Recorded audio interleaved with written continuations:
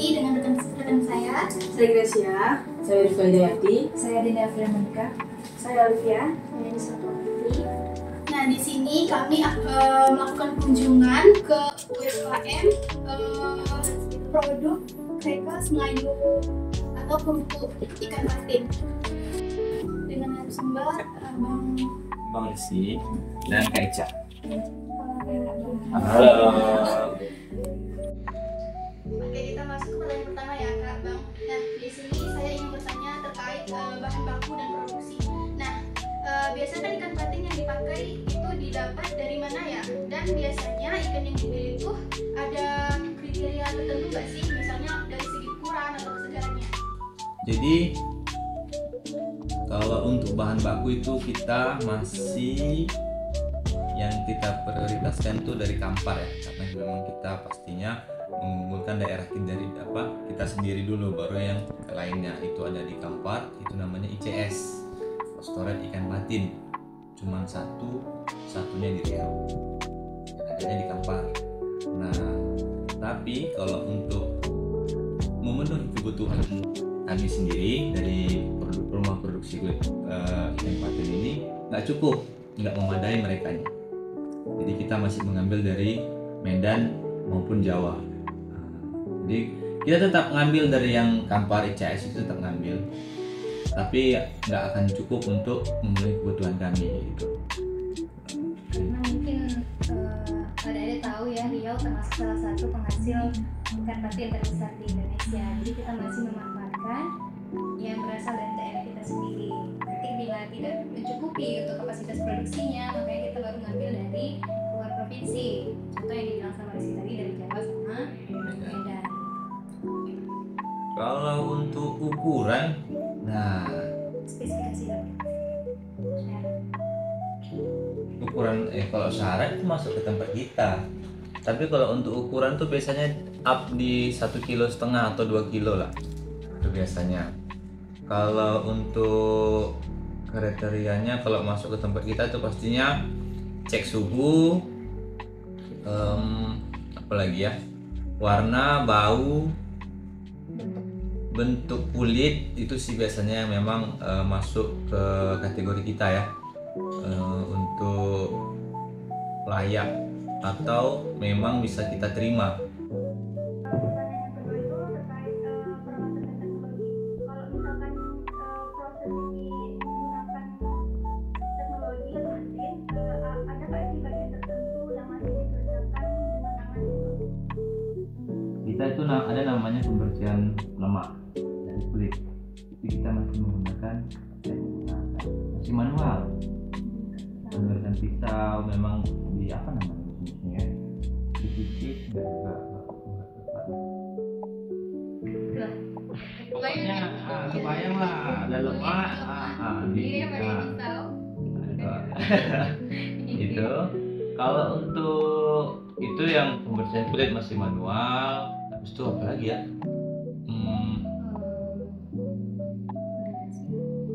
Ya, marinasi dalam pengadukan bumbu itu masih manual, masih menggunakan tangan, dalam tanda kutip menggunakan APD ya. Memang udah standar SOP-nya seperti itu, tidak menggunakan ya tinggal tangan masuk kayak gitu, enggak, udah langsung menggunakan sarung tangan dan segala macam SOP-nya. Baru kalau untuk teknologi itu ada di mesin ya, di packing ada mesin pengaduk dan mesin sealer untuk nutup itu tuh. Itu sih untuk teknologi. Habis itu Sama di gorengan juga ada exhaust fan. exhaust. Oh iya betul, ada exhaust. Kalau adik-adik tahu, kalau pernah ke area smoking area itu biasanya di ruangan itu pasti ada exhaust untuk mengeluarkan udara yang dari dalam keluar. Biasanya ada berapa banyak orang gitu yang dibutuhkan buat memproduksi produk ini, atau selama produksi ini ada nggak kendala-kendala selama membuat keripik ikan patin ini?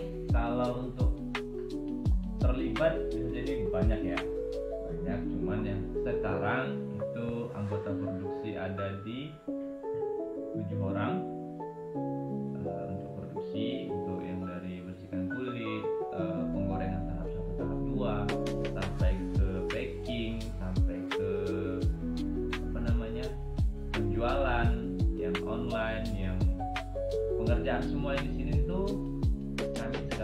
kita beranggotakan 12 orang ya. 12 orang itu termasuk kayak konten sama admin lain sama ibu SPT kita. Seminggu atau perharinya terkait produk keripik ikan patin ini? Produksi 1000 pieces kemasan besar ya dalam 1 hari, tapi kita masih memerlukan apa namanya sumber daya manusia lebih banyak. Kalau untuk sekarang masih terbatas. iya masih terbatas. Dan biasanya kita memproduksi dalam sebulan sekarang itu sekitar 5.000 pieces. Tapi kalau untuk dengan rumah produksi yang sebesar ini, kita bisa memproduksi itu 1.000 sehari dengan syarat tadi SDM-nya syuting.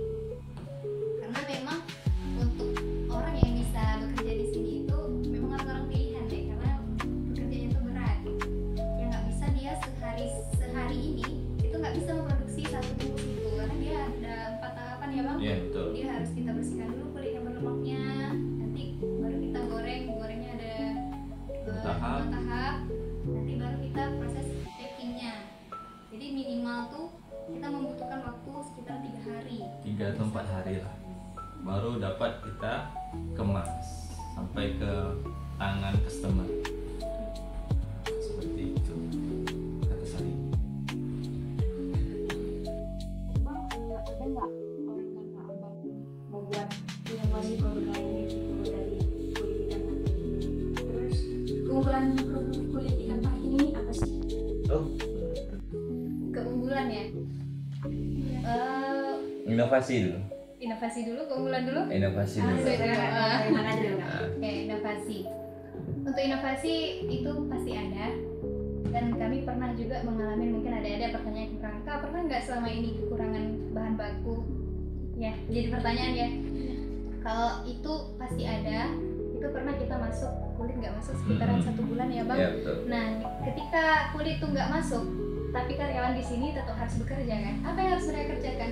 Sedangkan bahan bakunya nggak ada. Nah, di situ kita berinovasi, kita coba kemarin bikin amplang patin. Kalau ada tahu amplang patin? Kayak kerupuk, nggak tahu juga. Bukan ini. Iya, kayak kemplang juga kayak gimana ya? Nah, gitulah ya. Kalau pernah makan kerupuk tenggiri, Nah, kayak gitu. Kita coba inovasinya ke amplang patin, dan itu formulanya sudah ditemukan, resepnya sudah ditemukan. Cuman alhamdulillahnya kulitnya masuk lagi. Ketika kulitnya masuk lagi, kita tetap lanjut produksi ini dan amplang patinnya kita stop dulu. Nah, kalau bertanya tentang keunggulan kerupuk kulit ikan patin ini, yang pertama itu pasti tinggi protein, rendah kalori. Dan kita alhamdulillahnya udah cek AKG kemarin, itu memang proteinnya itu di 19%. Yang memang tinggi protein karena dia kulit ikan. Kemarin kita juga menggaung-gaungkan ini keripik tinggi protein, cuman kita belum ada dasarnya nih. Tapi sekarang kita udah bisa bilang ini memang tinggi karena kita udah cek gitu. Cuman di labelingnya memang belum kita masukkan karena hasilnya baru keluar 2 minggu yang kemarin. Terus keunggulannya lagi, mungkin ada kepikiran nggak kulit bisa jadi kerupuk? Kepikiran nggak? Ibaratnya, mohon maafnya, itu dari kata limbah ya, yang harusnya kulit itu dibuang. Orang-orang kadang makan ikan, kulitnya nggak usah dimakan lah, makan ayam, kulitnya nggak usah dimakan lah, masih kayak gitu kan. Tapi ini ada sebuah inovasi untuk menjadikan sebuah dari limbah menjadi cemilan yang unik, otentik, khas. Bisa jadi kerupuk yang serunya yang adik-adik makan. Menurut adik-adik itu renyah, gurih atau gimana? Ada rasa amisnya, bau amis? Enggak kan? Pasti nggak expect lah kita kayak gitu ya. Kalau ditanya keunggulan, apa lagi ya bang? Abang tanya lah. Bisa dibilang ini kan sebetulnya kita mengangkat apa namanya nama Melayu ya, dari Riau. Kalau adik-adik pernah belanja kerupuk apa khas Pekanbaru? Apa harapan orang kakak sama abang untuk produk kulit ikan patin ini? Terus boleh nggak kalau mahasiswa mau berkunjung ke sini lagi, mau penelitian di sini lagi, dikasih izin nggak? Gitu. Kalau harapan kita sesuai dengan visi dan misi menjadi Iya. top of mind ya bang. Iya, betul. Ke oleh-oleh oleh-oleh favorit khususnya di Riau ya. Dan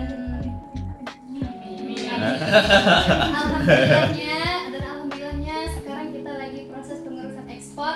Mohon doanya adik-adik, semoga kita bisa memperkenalkan lebih luas produk keunggulan, produk produk otentik khas dari Melayu ini kita bisa bawa keluar gitu ya, untuk cuman dikenal di Riau aja. Untuk di Shopee, di TikTok sekarang kita udah pengiriman ke seluruh Indonesia. Kita udah kirim ke Lombok, Kalimantan, Sulawesi, Jakarta. Udah semua pulau itu udah gitu, itu membuktikan bahwa produk kita memang aman untuk dibawa kemana aja. Dan sekarang kita udah pelatihan ekspor, itu pelatihannya lumayan lama, cukup lama, itu selama 7 bulan. Akan berakhirnya di bulan Oktober ini. Semoga dapat bayarnya. Juga udah ada sih bayar yang hubungin, semoga bahan bakunya juga cukup gitu. Apa lagi pertanyaan kedua tadi? Oh iya, kunjungan ya, mahasiswa kunjungan. Kita selalu open terhadap semua mahasiswa yang mau kunjungan, tapi ya kalau bisa disusun dulu jadwalnya biar lebih enak, sama-sama enak gitu ya, karena di sini juga orang-orang pada kerja gitu ya, adik-adik menyelesaikan waktu dan bisa lebih lama lagi gitu. Kalau kayak sekarang kan kita jadinya terburu-buru, adik-adiknya mungkin belum puas, dan kami pun sebenarnya memberikan informasi itu nggak puas ya bang. Iya, karena Biasanya memang orang kunjungan 2 jam gitu. ya, Kita maksimalkan. Mungkin ada yang nggak tahu sejarahnya gimana. Harusnya tadi pertanyaan pertama itu adalah sejarah. iya, sejarah itu yang paling penting. Itu paling penting gitu, sejarah. Gimana sih kak bisa munculnya Melayu Crackers ini gitu kan? Tapi kakak mau menyampaikan juga gimana sejarahnya bisa ada kerupuk kulit tempat itu kan? Jadi pada tahun 2018 kebetulan kan owner kita ini seorang dosen. Beliau tuh seorang dosen dulunya di UIN, di Mesuska. Di samping beliau jadi dosen, suami beliau itu seorang bekerja di bidang perikanan. Dan kebetulan pada tahun 2018 itu dapat tawaran kulit ikan patin. Yang owner kita ini hobi masak, beliau coba cari formula dari jurnal-jurnal. Kulit ikan patin sebanyak ini nih mau diapain ya? Berinovasi dengan memikir, dengan membaca. Pada saat itu belum ada kerupuk khas dari Pekanbaru ini yang bisa dibawa keluar tahan lama gitu. Mungkin dulu ada talam durian, cuman tahannya berapa lama cuma? Sekitar 2 atau 3 hari. Itu pun harus masuk ke kulkas dulu, paling sehari 2 hari lah tahannya suhu ruangan gitu kan. Jadi beliau berinovasi, akhirnya beliau ambil, beliau olah, temukanlah resep menjadi kerupuk gitu. Mungkin untuk pengenalannya kemana kak gitu ya, jadi pertanyaannya, karena kan dalam mindset orang, nggak semua orang makan ikan, apalagi ikan patin. Pasti dalam pikiran orang tuh amis lah, rasanya nggak enak, berlemak. Dari semua ikan patin paling berlemak kan? Berlemak gitu. Jadi beliau tuh coba pergi ke CFD dulu, menawarkan tuh satu persatu, kak silakan kerupuk kulit ikan patinnya. Orang bilang, kak saya nggak suka ikan, saya nggak makan ikan patin. Kak coba dulu, bang coba dulu. Enggak kak, amis kayak gitu lah. Tapi dengan konsistennya, dengan percaya dirinya seorang owner kita ini, dia tetap gigih. Akhirnya beliau ganti namanya jadi Fiskin. Mungkin bagi sebagian orang baca Fiskin sok-sok ke barat-baratan gitu ya. Tapi sebenarnya enggak. Ketika ditawarin Fiskin, orang jadi bertanya, kak silakan Fiskin ya. Hah, Fiskin? Apa itu Fiskin? Gitu kan. Nanti dia nggak juga jawab owner nih, dicobain dulu. Ketika dicobain baru dibilang, apa ini kak, kulit ikan apa, kulit ikan patin. Lah kok bisa rasanya seenak ini? Nah gitu. Jadi mematahkan persepsi orang negatif terhadap kulit ikan patin ini. Memang cobain dulu, tahu rasanya, baru nanti dia mau makan gitu. Kenapa namanya Melayu Crackers? Karena kayak kakak bilang, waktu itu belum ada oleh-oleh yang bisa dibawa jauh gitu kan. Dan kebetulan kita di tanah Melayu, jadi kita ngambilnya nama Melayu Crackers. Crackers itu biar keren. Sejarah singkatnya, terus kami masukkan juga ke rumah makan Melayu, terus kita masukkan ke gerai oleh-oleh, dan itu perjuangannya cukup panjang ya, sempat ditolak beberapa kali, 3 kali penolakan. Cuma dengan gigihnya owner kita ini, dengan kebingungan yang kuat, coba akhirnya kita sekarang kontrak eksklusif dengan Vira oleh dan udah menjadi cemilan bestseller 4 tahun berturut-turut. Alhamdulillah. Mungkin sekian pertanyaan dari kami untuk kakak dan abang. Terima kasih telah menjawab pertanyaan-pertanyaan kami. Semoga produk-produk yang ada di sini laris semuanya, semakin maju juga. Segala produksinya mau nanti mau ada yang dimarik dengan gambar. Terima kasih banyak sudah menyambut kami. Biarpun kami mendadak, maaf banget. Kami juga kurang persiapan.